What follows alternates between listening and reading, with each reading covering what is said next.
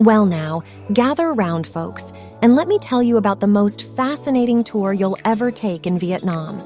It's a one-day trip to the Mekong Delta and Vinh Trang Pagoda that'll have you feeling like a true local.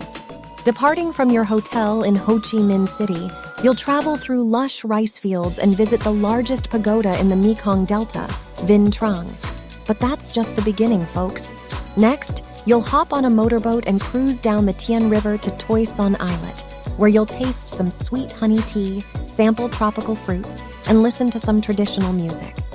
As you make your way back on the boat, you'll get to see the fishing port, boat building facilities, and even the Isles of the Dragon, Phoenix, and Tortoise. How's that for an adventure? But wait, there's more.